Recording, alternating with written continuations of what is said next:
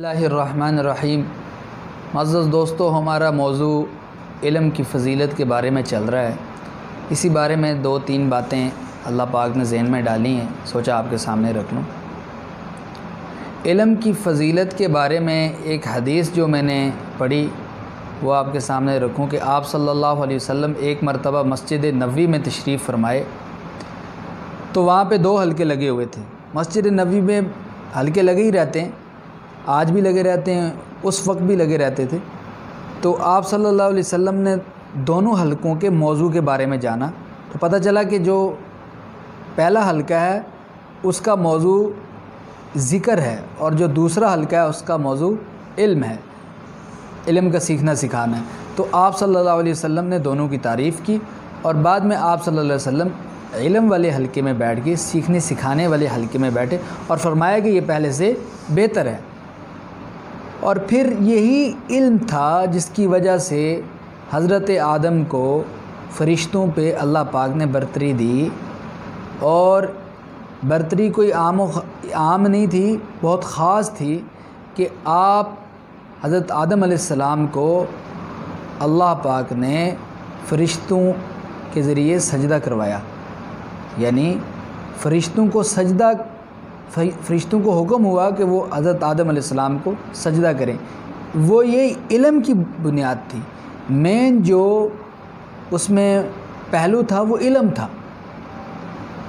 کیا تھا کہ جب پہلے اللہ تعالیٰ نے فرشتوں سے مشورہ کیا تھا، یہ سورہ بقرہ میں موجود ہے یہ واقعہ، کہ میرے فرشتوں میں چاہتا ہوں کہ میں دنیا میں اپنا ایک نائب پیدا کروں، ٹھیک ہے، ایک نائب پیدا کروں۔ تو فرشتوں نے فرمایا تھا کہ اللہ کیا تو ایسے انسان کو پیدا کر رہا ہے کہ جو دنیا میں خون ریزی کرے گا؟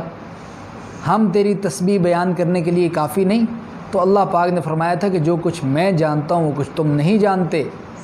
پھر ہوا کیا کہ حضرت آدم علیہ السلام کو اللہ پاک نے جو ہے پیدا فرمایا اور فرشتوں کے سامنے لے کے آئے، فرشتوں کو بتایا کہ ان چیزوں کے پوچھا اللہ پاک نے کہ ان چیزوں کے نام بتاؤ، تو فرشتے ان چیزوں کے نام نہیں بتا سکے۔ فرشتوں نے کہا کہ یا اللہ ہمیں تو ان چیزوں کا نام پتہ ہی نہیں، یا اللہ ہم تو ان چیزوں کا علم رکھتے ہیں جو تو نے ہمیں عطا کیا ہے۔ پھر حضرت آدم علیہ السلام کو اللہ نے حکم فرمایا کہ بتا دو ان چیزوں کے نام۔ تو حضرت آدم علیہ السلام کو اللہ پاک نے پہلے ان چیزوں کے نام بتا دیے تھے، تو حضرت آدم علیہ السلام نے ان چیزوں کے نام بتائے۔ اس علم کی بنا پہ اللہ تعالیٰ نے فرشتوں کو فرمایا کہ کیا میں نے تمہیں نہیں بتایا تھا کہ جو کچھ میں جانتا ہوں وہ کچھ تم نہیں جانتے؟ اللہ پاک کا حکم ہوا کہ سارے حضرت آدم کو سجدہ کرو۔ حضرت آدم علیہ السلام کو سب نے سجدہ کیا۔ ابلیس جو تھا وہ فرشتوں کا اس وقت سردار تھا، سب سے بڑا فرشتہ تھا، تو اس نے حضرت آدم علیہ السلام کو سجدہ کرنے سے انکار کر دیا، یہ کہہ کے کہ میں آگ سے بنا ہوں اور حضرت آدم علیہ السلام تو مٹی سے بنے ہیں، میں تو اس کو سجدہ نہیں کر دوں گا، آگ جو ہے وہ مٹی سے بہتر ہے۔